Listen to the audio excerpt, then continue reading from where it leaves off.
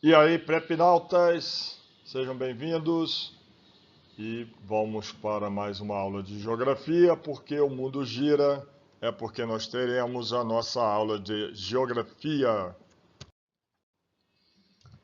Hoje vamos falar aí sobre a questão energética, muito em voga, né, pelos fatos da atualidade e falar um pouco de telecomunicações no mundo. E aí vamos falar sobre fontes de energia. Da onde vem a geração de energia? Vem do nada? Não, né? Vem principalmente, né, daquela questão, né, do material fornecido pela natureza. Deixei aqui em negrito o carvão mineral, porque o carvão mineral teve uma importância enorme na industrialização global, né? Principalmente na primeira revolução industrial, né? Nós temos aí o petróleo, que hoje é o recurso principal de fonte de energia, gás natural, que vem junto com o petróleo, o xisto bituminoso, e a água.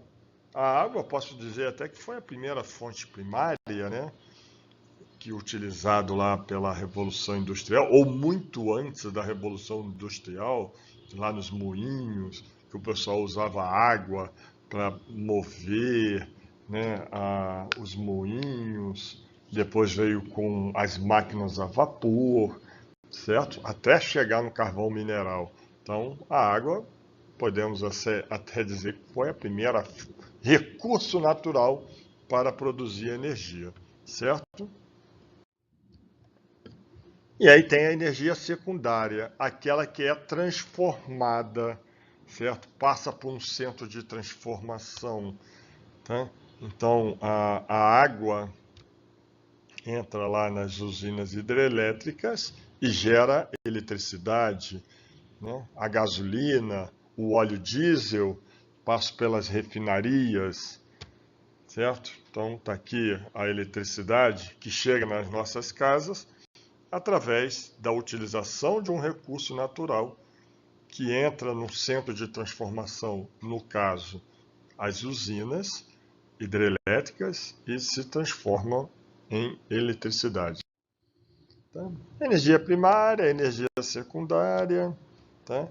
Sempre passando ali pelos centros de transformação, né? O centro de transformação é o que gera a energia, pega a energia primária, pega o recurso e transforma ele numa energia secundária que vai ser utilizada principalmente nos meios de produção.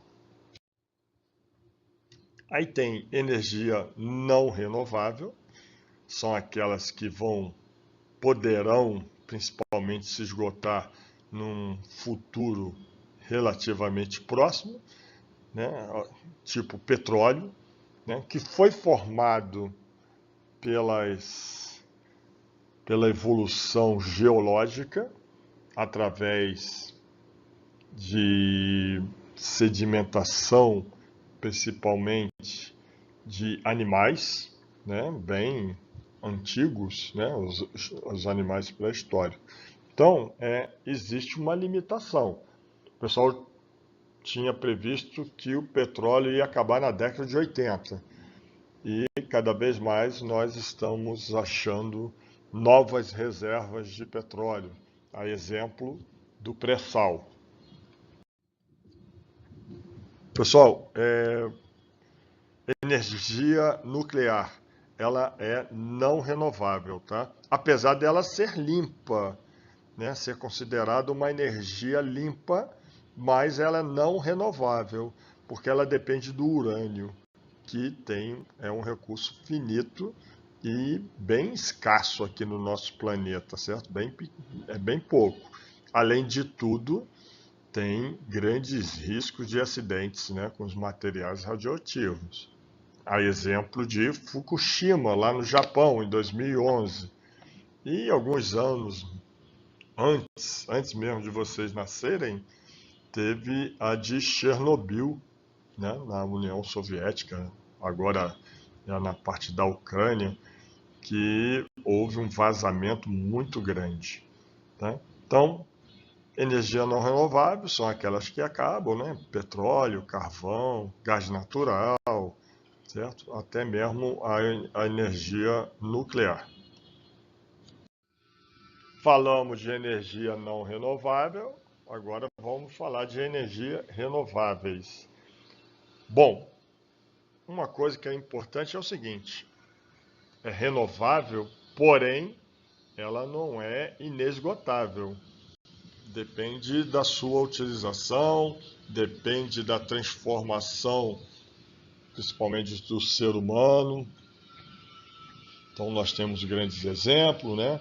A geração de energia eólica, geração de energia solar, as hidrelétricas. Ah, nunca vai acabar a água. Ah, de repente você faz uma transformação ou muito grande, né? Ou não, né? Faz uma transformação muito grande no ambiente, você altera o clima, altera o regime de chuva, altera o rio e aí você vai faltar água. E faltando água e você alterando principalmente o clima, você pode alterar o regime de ventos. Então, essa ideia que é renovável é para sempre? Não. É renovável, mas não significa que ela não seja inesgotável. Uma desvantagem é que ela exige, né, um alto custo de instalação, porque são tecnologias novas. Toda vez que a gente utiliza a tecnologia nova, é um custo muito alto, certo? Aí eu trouxe esses dados, eles sempre são muito maleáveis. Nos livros que são do edital, já estão com os dados muito desatualizados, certo? Então, eu não acredito que eles vão trabalhar dados com as figuras sobre esse assunto. Mas é bom você estar sabendo para que você possa fazer uma prova, né? E a gente possa até mesmo debater as questões que poderão, de repente, aparecer erradas. Tá? Então, os maiores produtores de petróleo, aí eu separo aqui, ó, Venezuela, que teve aí, né, um evento com os Estados Unidos, e o Irã. É lógico que isso sempre fica variando um pouco. Tá? O Irã fica em quarto, terceiro. Tá? Então, isso varia. Isso aqui é um dado de 2020. Tá? Eu já levantei lá, o Irã está em terceiro agora. Né? O Canadá baixou para quinto. Mas o que é importante é que quais são os países produtores, né? Venezuela, Irã, Iraque, Rússia, você vê o próprio Estados Unidos, o Brasil tem uma parcela, né? 1%. Você veja que o Brasil é um grande produtor, mas dentro do cenário mundial, né? 1%. Agora, quando você passa aqui maiores consumidores, a gente tem aqui os Estados Unidos, certo? E tem a China. E depois tem a Índia. China e Índia, dois países emergentes do BRICS. Estados Unidos é a nação, né, hegemônica que está aí brigando junto com a China. Agora, quando você olha esses dois, o que você percebe? Que a China é um dos grandes consumidores de petróleo, mas sequer não é os grandes produtores. Olha só. Então, o petróleo, o que move a produção lá na China, é importante. E a China é extremamente dependente do petróleo externo. Certo? Os Estados Unidos, vocês vejam que ele é um grande produtor, né? Mas ele é um grande consumidor. Então, ele diminui um pouco essa super dependência. Ele também tem a dependência, mas ele produz bastante. A China, né, 13ª, produz bem menos. Então, ela consome bastante, junto com os Estados Unidos, certo? Carvão também,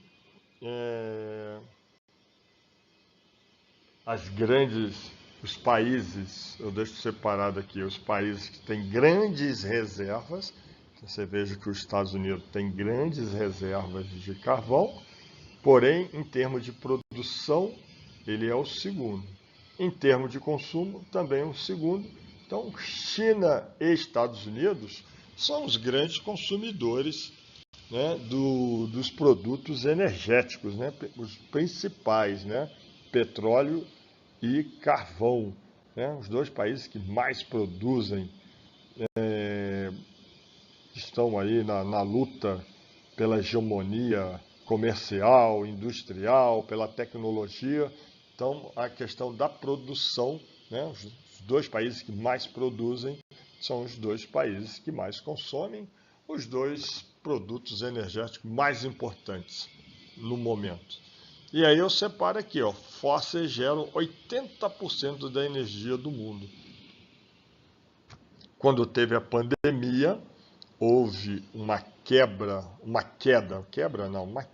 enorme de consumo, mas acabou a pandemia, tinha que gerar a produção, e aí o consumo quase assim, voltou mais forte do que era antes, certo? Para poder colocar a produção no mesmo patamar antes do período pandêmico. Esse quadro também ele é interessante porque a gente vê aonde é que é utilizado mais o petróleo, certo? Principalmente ali, né, os seus derivados. A gente vê que grande maioria é utilizado no transporte. Depois vem a agricultura, a parte aérea, o transporte marítimo, né, rodoviário. Aí vem principalmente a utilização para energia, né, e a parte petroquímica, né, que se utiliza do petróleo para fazer outros produtos que não sejam combustíveis, né, geradores de energia.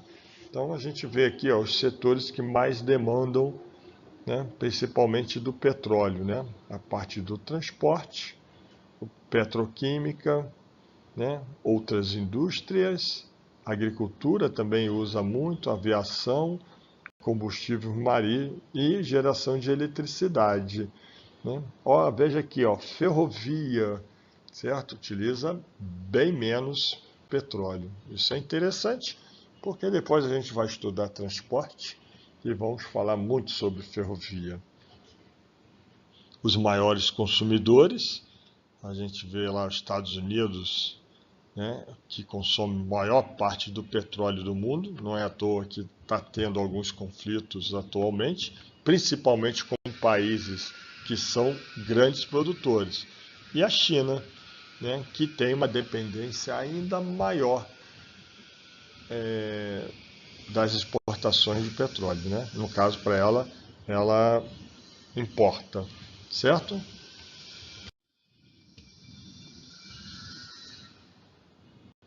Aqui, né, falando um pouco de energias renováveis, né, a utilização da água, do vento, da luz solar, eu separo aqui, lá na região Nordeste e também na região Sul, no litoral da região Sul, no Rio Grande do Sul principalmente, está tendo grandes investimentos na geração da energia eólica, né? Temos aqui os painéis fotovoltaicos, energia solar.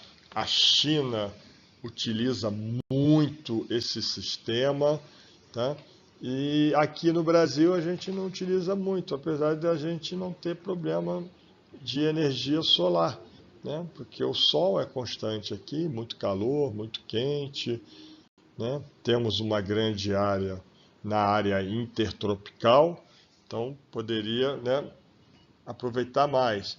Mas esse sistema fotovoltaico, cada vez mais essa tecnologia está sendo mais utilizada, está sendo mais barateada, certo? Então, assim, um exemplo que eu dou é a China. E a parte hidrelétrica também, onde o Brasil, aí sim, o Brasil aproveita bastante. Vamos falar disso daqui a pouco. Essa tabela, né, esse quadro, ele é interessante, né? A gente verifica principalmente, né, a matriz energética mundial de 2018, né? Então a gente verifica que a produção de energia no mundo, boa parte é de energia não renovável.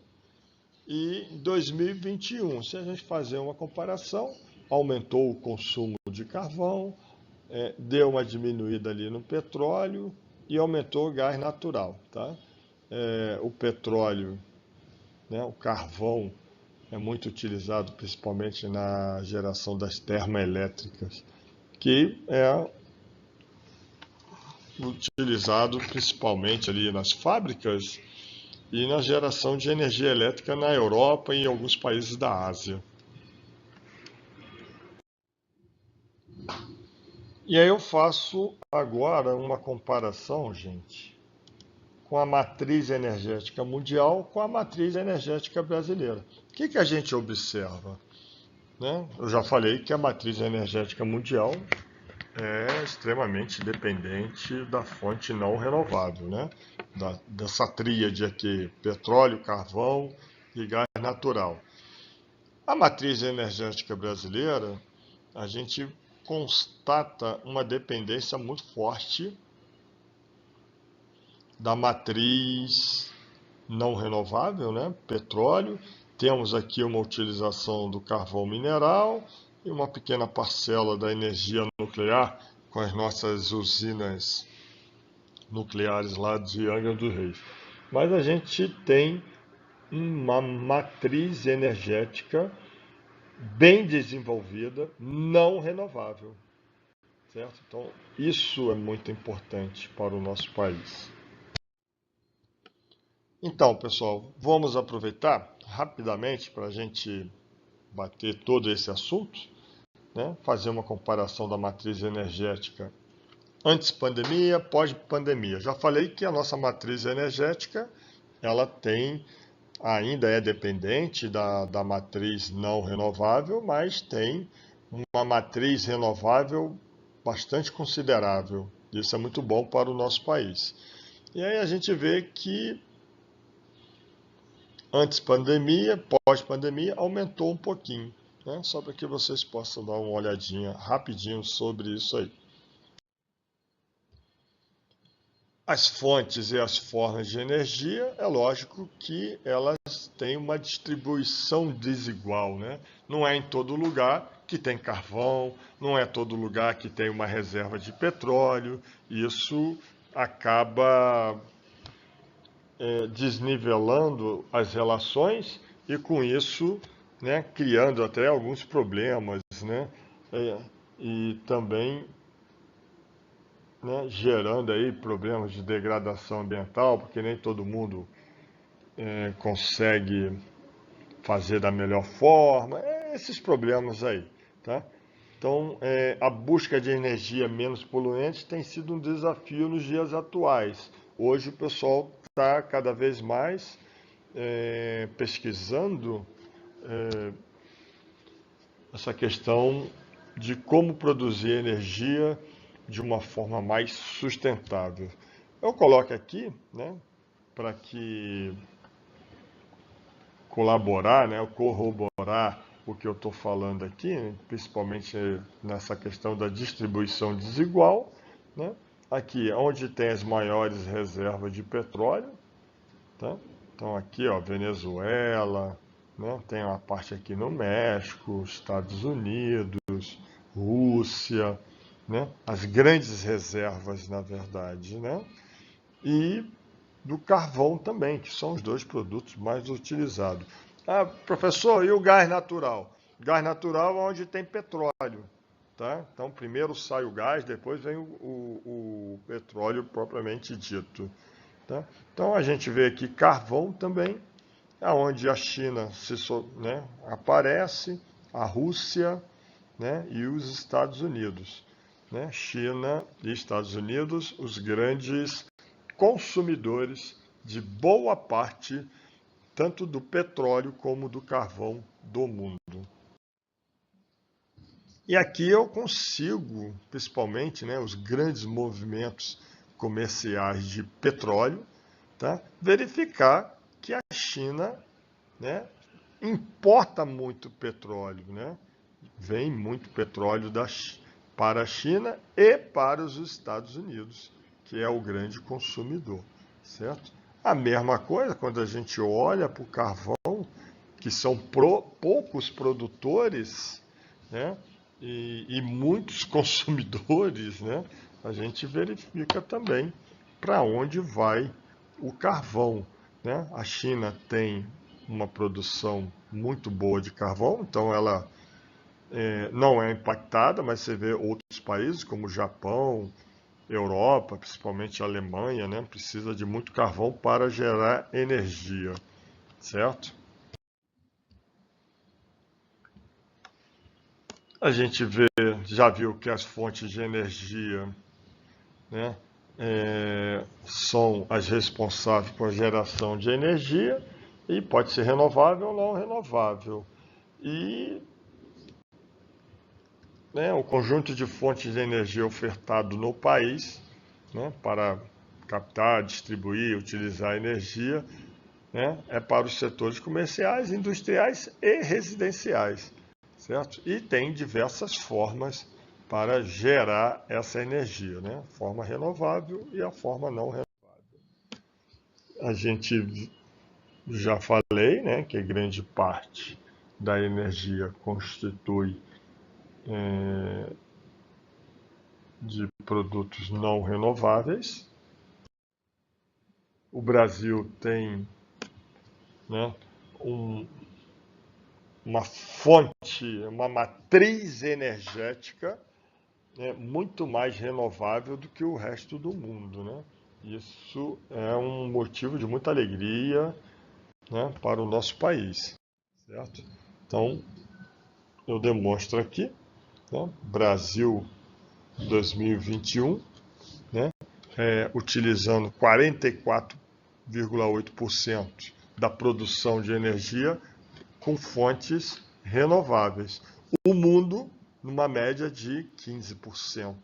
Então veja que a gente está bem adiantado nisso aí. Tá? Nosso consumo de energia.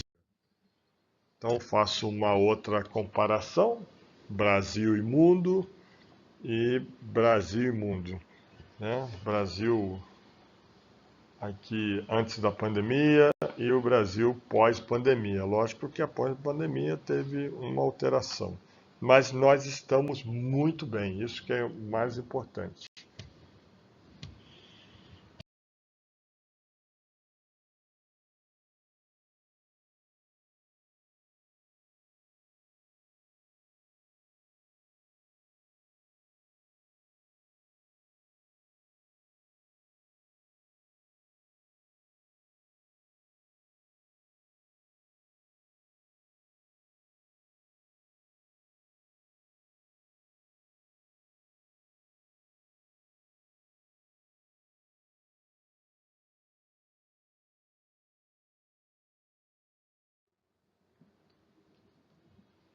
Para que a gente, né, matriz elétrica. Então, olha só, não vamos confundir.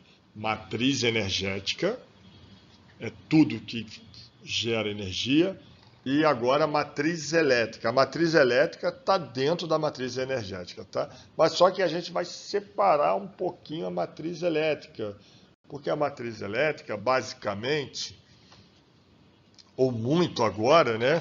Porque se eu falasse isso há 10 anos atrás, a matriz elétrica, principalmente ali para as residências, né? A questão de luz, geração de energia, né? De luz. É lógico que é importante também para as indústrias com seu maquinário, mas no mundo é baseada principalmente em combustíveis fósseis, principalmente o carvão, né, nas termoelétricas no mundo.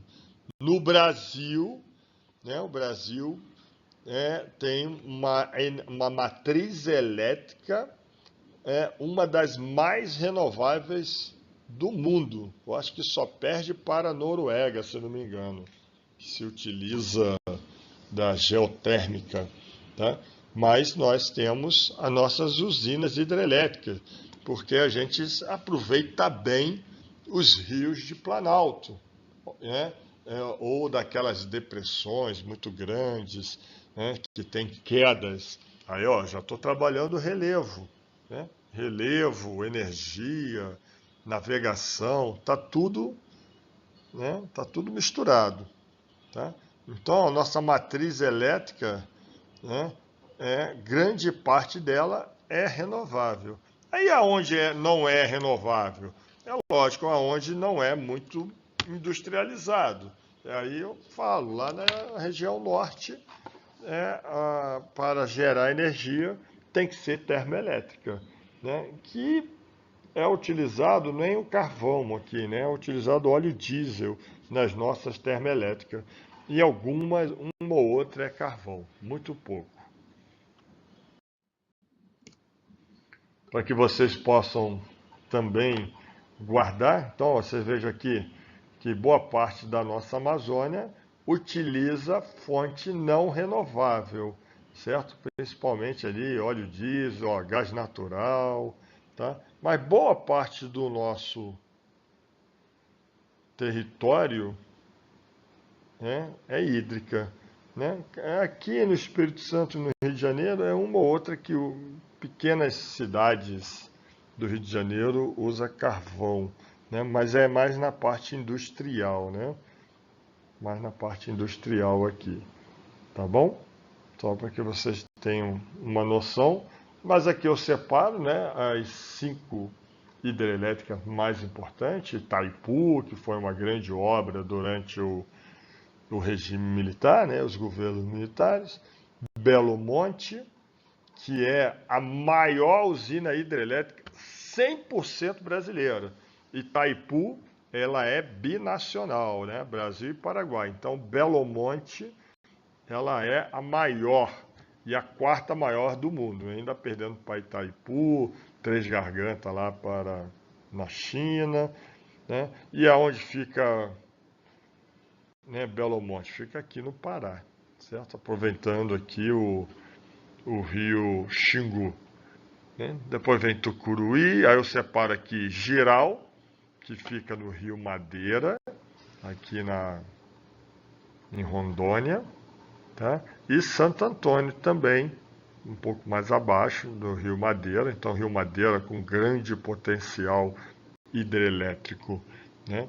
Então, e gera energia para todo o Brasil, tá? Não é só aqui para essa pequena região, para todo o Brasil.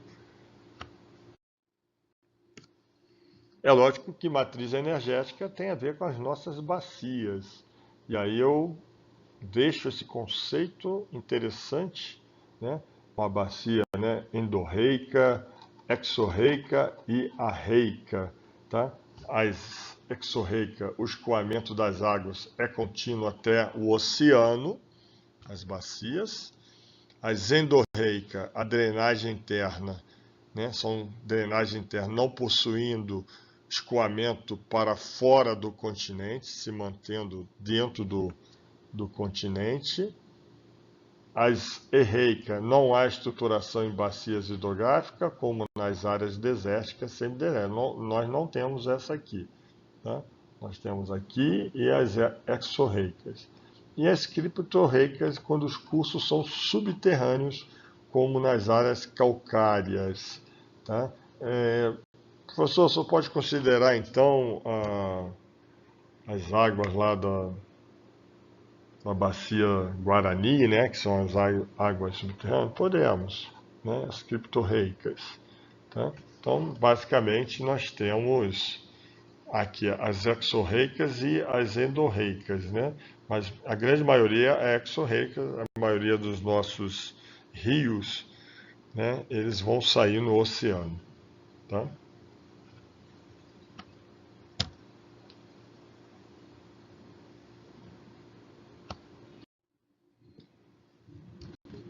E aí, eu separo aqui lá da Eletrobras, né?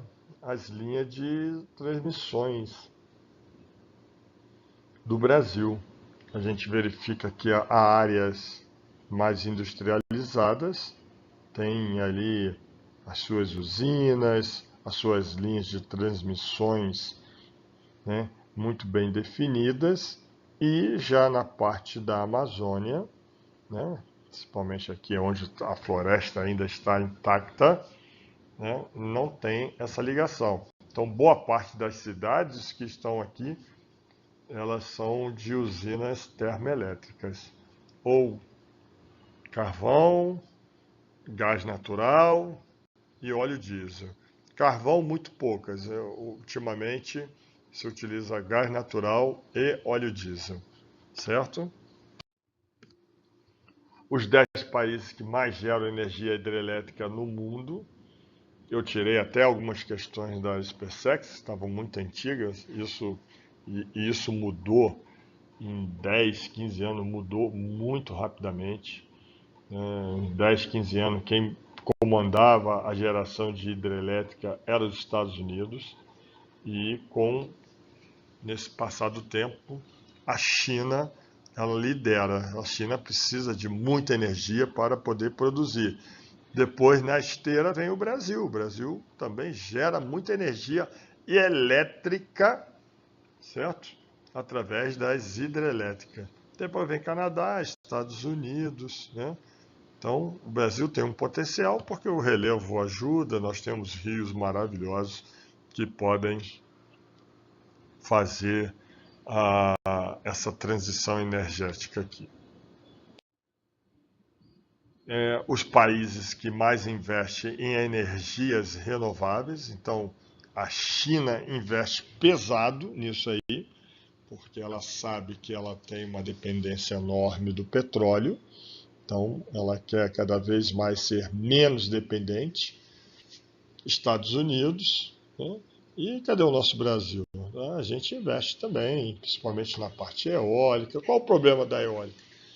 É assim, a gente investe, mas o equipamento todo vem de fora, né? Esse que é o grande problema. A gente tinha que investir nos equipamentos para que a gente pudesse instalar. Isso que é o mais importante. Pessoal, e as telecomunicações? Cara, hoje nós somos a sociedade da informação, tá?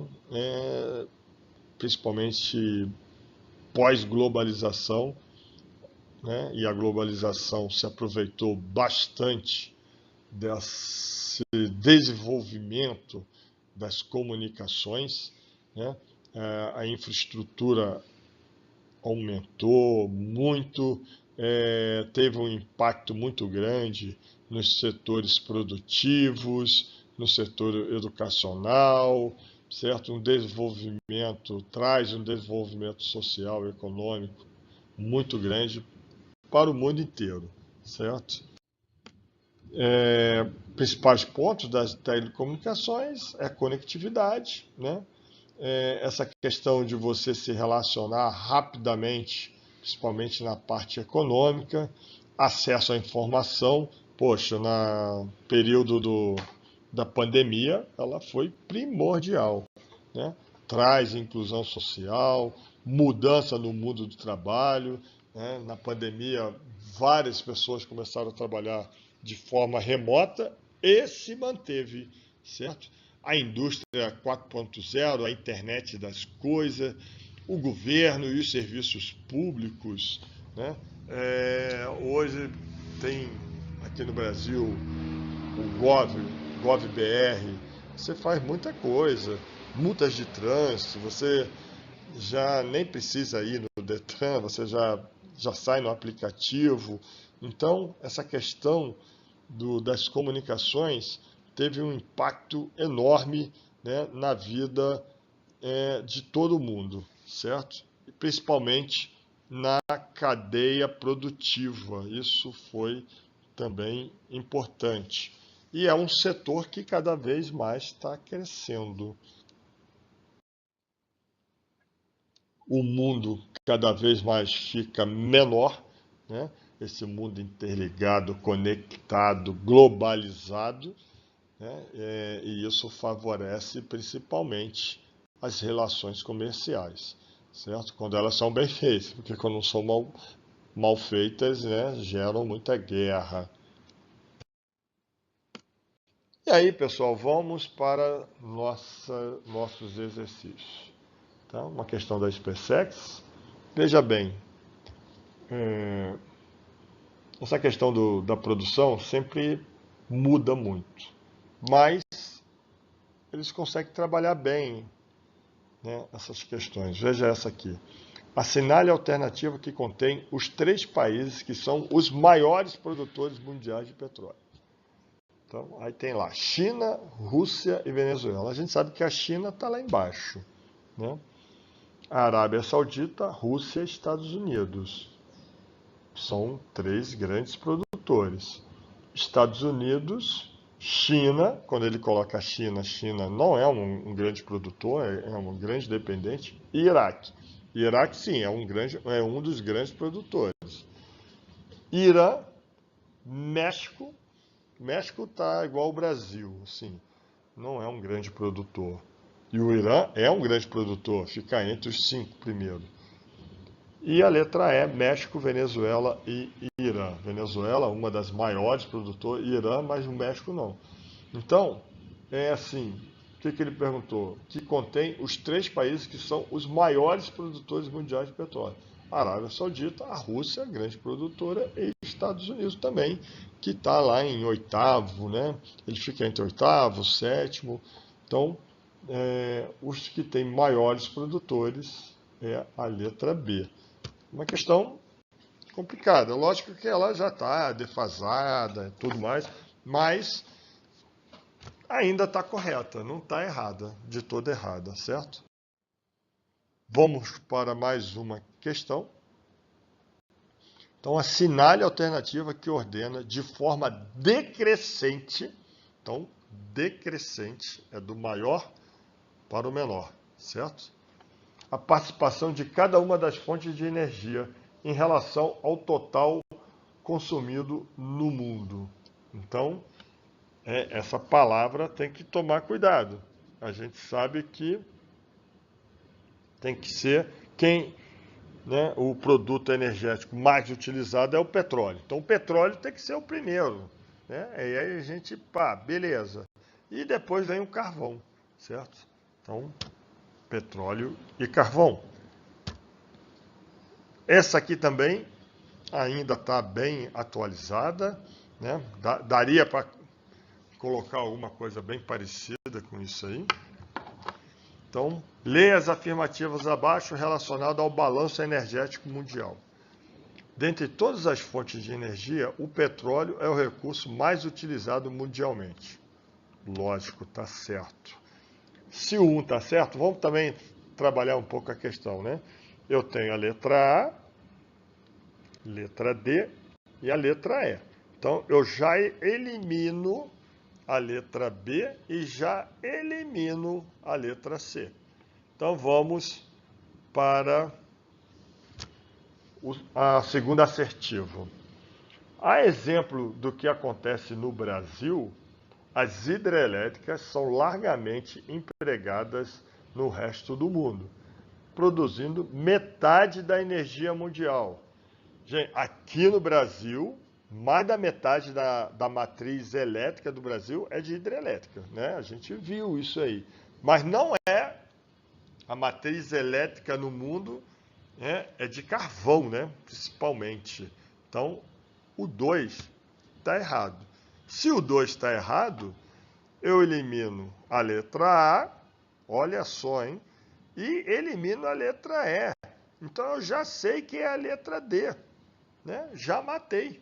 Então, é assim que a gente vai fazendo prova. Vamos ver aqui o 3.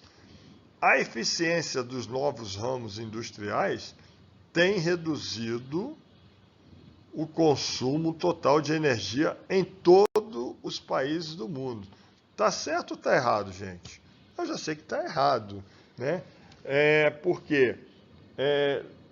Porque não é em todos os países do mundo, né? Não é igual a questão das reservas, do seu consumo, ele é muito desigual, certo? Mas eu já sabia que estava errado, porque eu já sei que é a letra D. A China e os Estados Unidos são os maiores produtores mundiais de carvão. Ok, tá certo.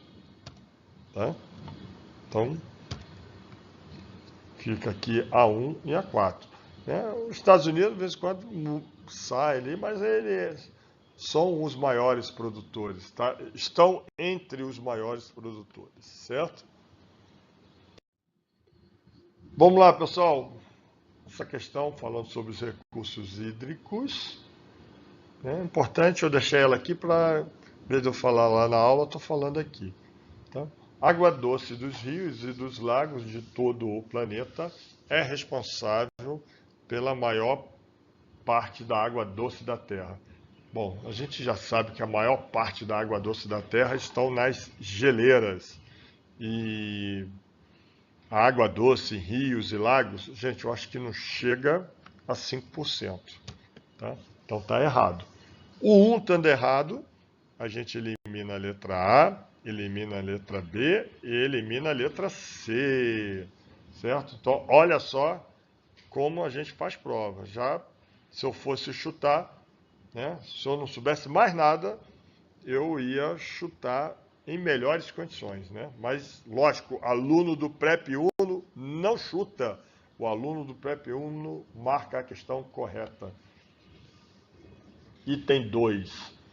O mundo inteiro, mais de 1,5 bilhão de pessoas, depende principalmente da água de reservas subterrâneas para suprir suas necessidades básicas. Gente, esse conceito está correto. Tá? Não tem muito o que eu falar, está correto. Tá? Então, se o 2 está correto, você já marcaria a letra D. Mas beleza, você não sabe. Né? Vamos continuar aqui. Item 3. Apesar da grande parte do estado de São Paulo situar-se sobre o aquífero Guarani, o sistema de abastecimento do estado não utiliza fonte subterrânea. Utiliza sim, São Paulo utiliza essa fonte, o aquífero Guarani está sendo bastante usado, né, nessa parte da região sudeste de São Paulo e toda a região sul, certo? Então, tanto é que está começando a dar problema no aquífero Guarani. Então, está errada. Tá?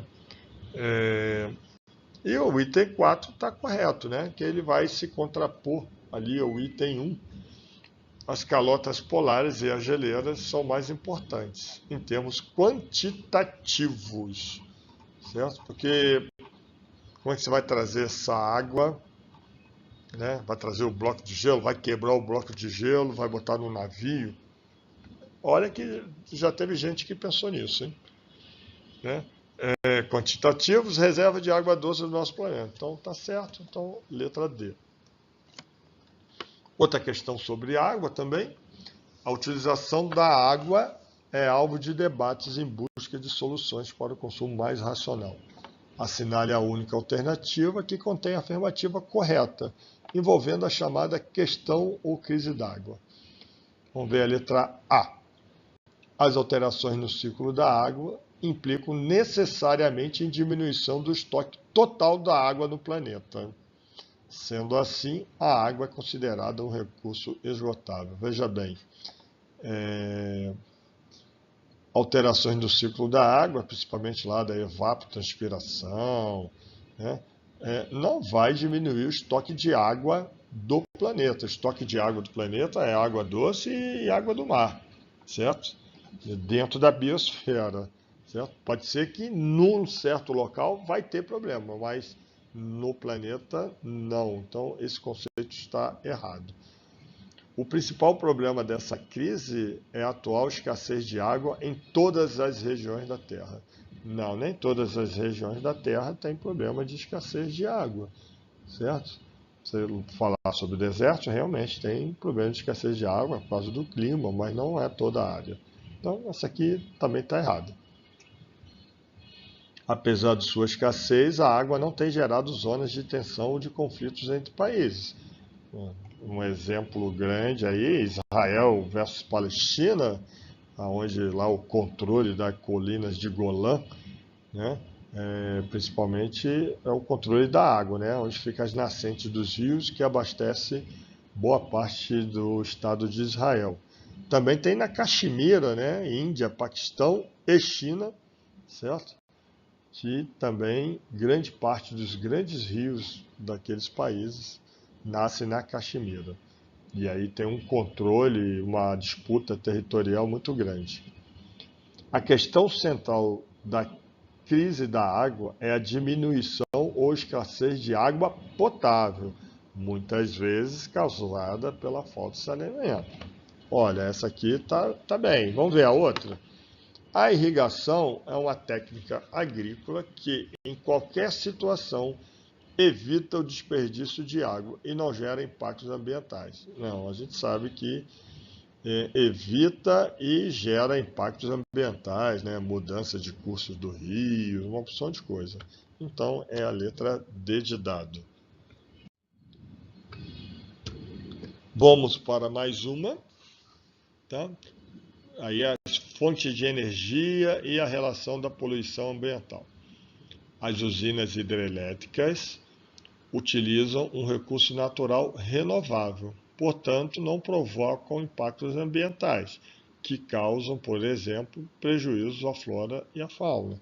A gente sabe que as usinas hidrelétricas têm lá a área de alagamento, aí trazendo prejuízos grandes para a flora e para a fauna, e também em termos até culturais, né? Então, essa afirmação está errada. A1 errada, eliminamos a letra A, eliminamos a letra B, eliminamos a letra C. Uma importante vantagem da produção da energia nuclear é que suas usinas, mantendo seu funcionamento normal, não lançam partículas poluentes na atmosfera. Gente, está certo ou está errado? Eu falei que era energia limpa, né? Então ela está certa, tá? O que sai na chaminé da energia nuclear é vapor. O problema é quando quebra lá dentro, né? O reator, né? Então, mas está certo isso aí. O 2 está certo, está igual aquela questão anterior, né? A gente já sabe que é a letra D, tá? Porque só tem o 2 aqui, então aqui morreu, né? Então eu já sei que o 3 também está certo. A queima de combustível fóssil, como carvão mineral, provoca chuva ácida, polui o ar, destrói vegetação, dentre outros impactos. Então, certíssimo. A energia eólica é uma fonte de energia ilimitada nos lugares que apresentam as condições adequadas, mas emite poluentes no ar durante a operação. Não emite poluentes, é só a hélice, né? Às vezes dá problema com aves migratórias, né? Muitas aves, dependendo da quantidade de rotores que você coloca. Tá? Então, letra D de dado, mas tinham alguns conceitos interessantes, né, nessa questão. E aí, pessoal, chegamos mais uma vez ao final de uma aula. Espero que vocês tenham gostado. Olha aqui, hein?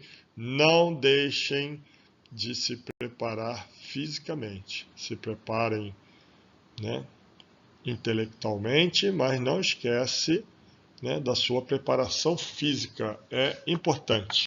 Pessoal, até minha continência para vocês. Até a próxima aula.